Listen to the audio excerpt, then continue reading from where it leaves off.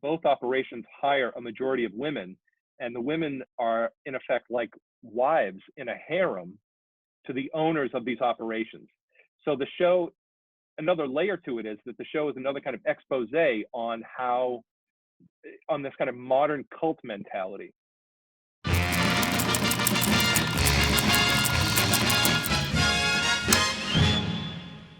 So welcome to Talking Pictures, which is a little bit different from our normal format. You may notice we're not in the theatre and we're not really able to see films. But this is Mary Stack. And this is Michael Dow.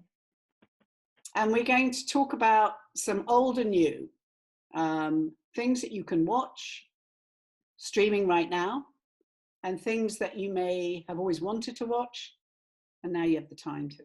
I actually haven't had to watch an awful lot of Netflix, even though I love Netflix, because I quite like documentaries. So I have been watching documentaries, but I have managed to get to 3 different series on Netflix. One was Narcos, which is, pretty violent drug cartel set in Colombia and Mexico, which actually my son made me watch. And we did get completely hooked on the soundtrack, which is fantastic. Then from there, I leapt to The Stranger, which is a British suspense murder series, 10 episodes, I believe. So it's long. Again, had me sitting on the edge of my seat, little scattered plot-wise, but definitely worth watching. And what's the second? What is that about specifically? It's a murder I don't want to give it too much away because there's so many strings in it that link together in the end. It's essentially a missing person who's found murdered. And the last one, which I finished last night, which took quite a stint of patience to get through, was Freud. This is an East European film series. And again, it's another 10 episodes, I believe. Very strange, very dark, but wonderful because it gets at a lot of Freud's work, the things he discovered in studying the subconscious, which were cutting edge at the time, and it dramatizes it.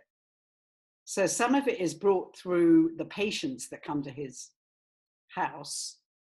Some are in the kind of asylum where he works, a psychiatric hospital. And then some are just the characters he crosses paths with, including his own psyche. So it's actually a remarkably strange terrain. Lots of blood, bits of vampire-y kind of aspects to it, very dark, devil worshipping, seancing, that stuff. But it's very addictive and it's worth watching. So how exactly do they format this? I mean, you've described a number of wildly disparate elements. Well, actually, they do it very cleverly. They take a theme of his work. It may actually be the chapters of his book. I don't know his book well enough to know, but each week or each episode, it would specialize in one aspect, like regression, desire, trauma. So each episode has a different subtitle. And so we kind of delve into that. It's amazing. It's very clever. And it's a very complicated thing, I imagine, to write and direct. Sure.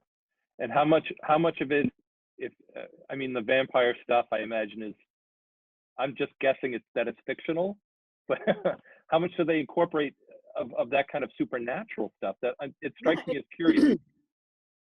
It's all very dramatic. It's all done as a drama. None of it's documentary. But at that time, it was very popular to have seances. That was a big deal amongst the literati. They'd have people around, and sometimes they'd try to access a dead writer, or if a person had premonitions, they loved that too. And they tie it in really cleverly with the assassination of Duke Ferdinand that started the First World War. It's actually multi-level, this plot. Incredible. But yeah, it sounds like one of those shows that requires a lot of investment, but with a payoff. huge. And at times, people's mouths don't quite match what's being said. So I couldn't work out if it was done from a different language. It looks like it could have been shot in more than one language. Okay. And And just let's see. and for practical purposes, where can we find these shows? How did you access them? Netflix. All on All Netflix. Those okay. were all the Netflix finds. Excellent. Yeah. Yeah. So I haven't seen a movie yet on Netflix this week. You have not? No, all the movies I've watched were movies from the past that I already had. Okay. So they were good, in other words. Yeah. Mm. Well, I figured that I would actually try to get my finger on the pulse of something or other, and actually take a look at Tiger King. Oh yeah, I kept seeing that being plugged to me. Yeah, it's this runaway phenomenon show. I've watched 2 episodes so far. I imagine people are at least vaguely familiar with it. You've probably seen some of the rather sensational or exploitative marketing involved with the show. And what you see in those images is what you get in the show. Basically, it's about what I've seen so far, I should say, let me preface that. There are 7 episodes. I've seen 2 so far. And they effectively center around 2 men, one of whom is named Joe Exotic, and the other one is Doc Antle. And these guys are extremely eccentric. To call them zoo owners would be very charitable. They basically, they're in the black market for exotic animals. And they have these zoos, this all takes place in the South, they have these zoos where they put on display and have these, let's say, pseudo-educational presentations on wild animals and exotic animals. And of course, it's all about animal exploitation. And to counter the ridiculousness of their stories, you have another woman named Carol Baskin, who is allegedly an animal rights activist who's constantly trying to shut them down. And she rescues these animals and she has her own sanctuary. So as I say, I'm 2 episodes in, and it seems as though there are these warring factions between these kind of ridiculous, crazy men who operate these very shady zoos, and this woman who's trying to constantly battle them, largely through social media. So it has a kind of contemporary component to it as well. You know, how do you kind of politically oppose a kind of operation like a zoo that is at all times borderline illegal? So there are a couple of things about it. It's very much like Making a Murderer. I don't know if you saw the series Making a Murderer from 4 or 5 years ago. Really good series, but it's also very manipulative, and you get the feeling as you're watching it that they're kind of, you know, picking and choosing footage to try to create or kind of exaggerate the already caricatured figures who are the primary people who populate this documentary. And it's really interesting for what? Yeah, it is. Well, it's again, like so much documentary now, it's very sensationalistic. So it's a kind of a hybrid between what seems to be documentary form. They do go through certain factual details, and what I've seen so far focuses primarily on the backstory of these characters. So it's documentary, but it's presented very much in a kind of reality TV way. And it's not my cup of tea, but simply because it's such a phenomenon, I was curious about it. And of course, these people have criminal backgrounds, perhaps murderous backgrounds. There's some crazy stuff that goes on. But what I would recommend about it is that it really does confront the kind of multi-layered ways in which we exploit animals, especially in this country. I don't know how much truth there is to it, but one of the points that one of the characters makes is that there are more exotic animals, specifically cats, tigers, who are held in captivity in America than there are left in the wild. And there is, the one thing that really impressed me so far is the extent to which there is this black market kind of underworld of animal trading and animal exploitation, trafficking. It's really extraordinary just in terms of what you need to consider in order to buy into what the show seems to be selling you. So I have 5 episodes to go. I'm going to be really interested to see where it goes. I mean, it's one of those shows where it doles out information in a kind of gradual way. So it only lets you know as much as it wants you to know to basically keep you on the hook as a viewer. People can find that seductive. It's a little obnoxious, but, you know, because it puts you in a position where inevitably you have to watch the whole series to find out what happened, you know. But It sounds very contrived in the sense that, like, if it was a real documentary, they would set out to expose something like Frontline. And it yeah, sounds like they've kind of made this into a caper in a way, that you're kind of locked in to see what happens next. I mean, that's very game showy virtual reality, isn't it? It's it very is. much, And you know, Big Brother and all those shows where they put you on an island, and yeah, and it's there's a hybrid, really. exactly, and there's this kind of class conflict in the show as well. One of the zoo owners is kind of a little bit more prestigious, so to speak. He runs a slightly higher end operation, or at least makes it seem that way. Whereas the main guy, Joe Exotic, is much more kind of low rent, so to speak. His employees are all kind of, they're drug or alcohol addicts, or they're derelicts, and Oh, so there's this kind of class conflict that likewise gets exploited in the show. And just quickly, one other thing that's interesting in the film creates this analogous relationship between the exploitation of animals and the exploitation of women, because both operations hire a majority of women, and the women are in effect like wives in a harem to the owners of these operations. So the show, another layer to it is that the show is another kind of expose on how, on this kind of modern cult mentality, you know, that we still have this sense of, you know, these kind of weird little homegrown regional patriarchies that pop up. And at one point, even Joe Exotic is compared to David Koresh in Waco. That's the extent to which they kind of rope in these women and keep them there. They pay them extremely low wages. They are forced into a kind of sexual conditioning with the owner. I mean, it gets really, really perverse. Yeah. So. I don't know that that's going to be on my to watch list, but maybe to avoid list. I just remembered I did watch a whole documentary on Netflix in the last couple of weeks of Miles Davis.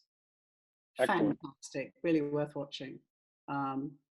So I didn't want to intrude. Have you completed your critique?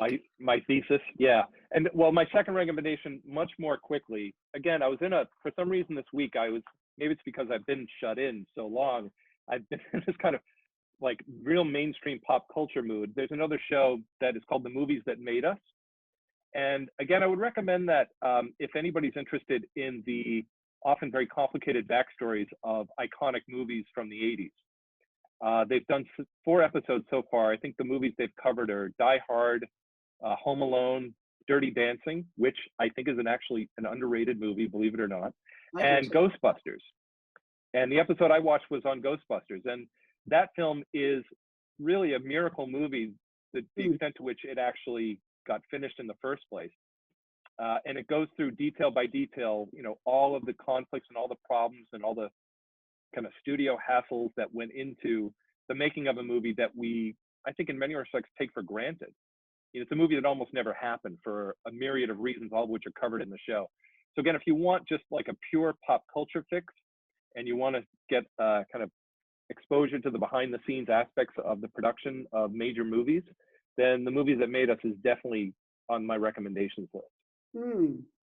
That I would be interested in. I'm always Yeah. interested in the behind the story. By the way, you mentioned about The Guardian doing a list of comfort movies. Yeah. A lot of people have been doing this. I go on a Canadian website every day. It's an alternative news site. They've done the same thing. And you'll be pleased to know they had 10 comfort movies. Dirty Dancing was in their top 10. Excellent. Along with The Princess Bride, who's been playing round the clock on the BBC channel, along with Rambo. Interesting. Rambo, Princess Bride. You know, the original Rambo is actually quite a good movie. No, this is the original. I think we're up to 3 or 4. I don't know how many they made. Yeah, they made the latter ones. They made 19, I think. Yeah. So, but The Guardian, the article that I saw, they had Titanic at #1, which I thought was just ludicrous. It made me angry. Well, they didn't do this in order of best. The Canadians just said, here's 10 worth watching. And I actually like some of the picks. They chose some nice old films like The Third Man, which I love. So speaking of old, I found myself visiting my favorite old chestnuts, some of which I've got on DVD. some of which I've got, and I won't tell you how I've got them, but anyway. So in the last week, I was able to go back to Blade Runner, which one of my all-time most amazing films. And I didn't realize it's set in 2019. Yeah. So of course it takes on enormous portent when you think about.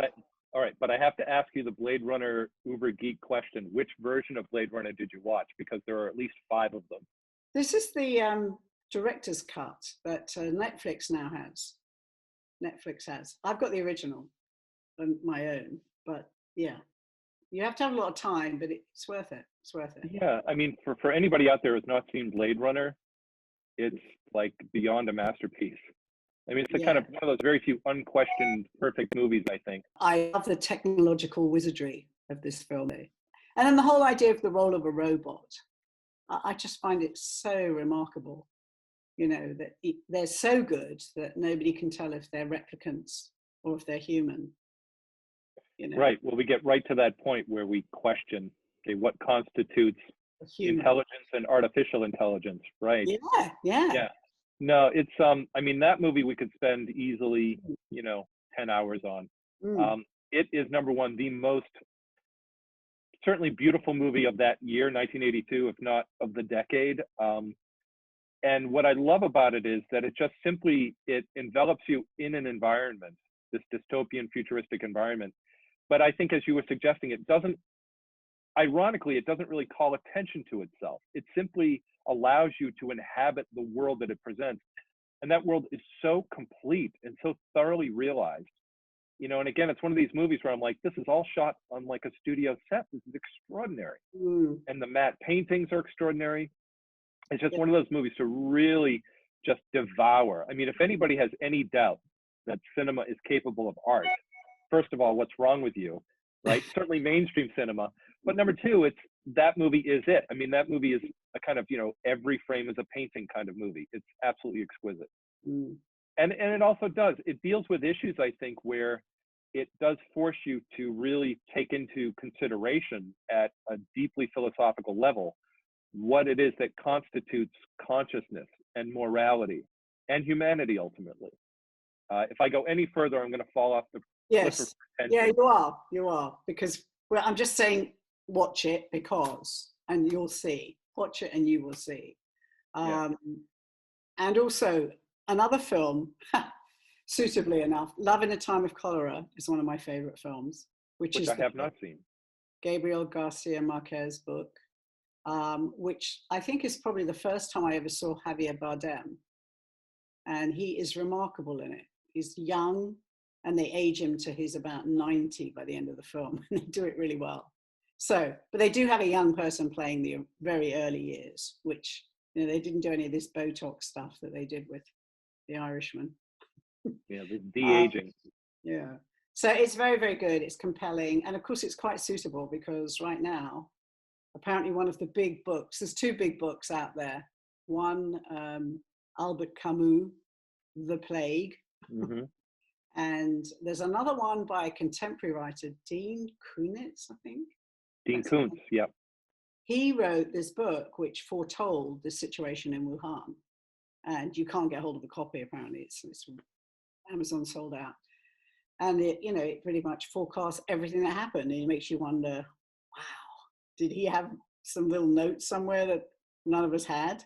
So anyway, the other one that I have got knocking around on my desktop is Birdman, which I love.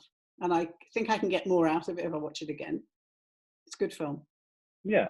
And then Cinema Paradiso, if you just want to feast your eyes on something that just makes you ache, it's so beautiful on every level. Cinema Paradiso. And of course, Michael and I were lamenting today about the closed up Loring that I pass every day. How sad it is to see that, because it echoes the theme of the film. Yeah. Especially given my personal involvement with that company, I really do hope they open up. And it's great that you mentioned the Loring Hall, because my one recommendation as a comfort movie for this week is one, I would say it's more obscure than a Blade Runner by a long shot. It's actually Robert Altman's movie Cookie's Fortune from 1999, which I actually remember seeing at the Loring. And I wanted to recommend that movie for a couple of reasons, because it has a lot of scenes where people congregate in rooms and spend time together, which that alone is worth recommending, to watch a movie that has that kind of nostalgic flair to it that, you know, once upon a time we all just thought nothing about walking in and out of rooms and spending time together. But very quickly, it's a movie that's set in Mississippi, and it's about an elderly woman, a matriarch played by Patricia Neal, who commits suicide, and her greedy, opportunistic niece, played by Glenn Close, tries to frame someone and make her suicide look like a murder, so that Glenn Close can inherit her fortune, therefore Cookie's fortune. But that's the plot. But it's a Robert Altman movie, so there's this quality of just kind of wandering around, meandering, things not really seeming to add up until they finally do. And it has that kind of roving camera, panoramic camera quality style that Robert Altman was famous for. But what's also really good about it is that it focuses very intimately on the daily lives of these people. And I love movies that make location a character, much like Blade Runner creates this kind of fantastic world, and that world in and of itself is a character. It really does capture the space and time of kind of everyday life in the South, with this bizarre kind of murder contrivance happening oftentimes in the background. So it's a really interesting movie. The other reason I wanted to recommend it is that it's, strangely enough, it's my favorite Easter movie. And there's really only one section in the movie that takes place during Easter, and it's a fairly ridiculous Easter dinner scene. But I figured I would kind of tie it in some kind of, you know, at least artificial seasonal way.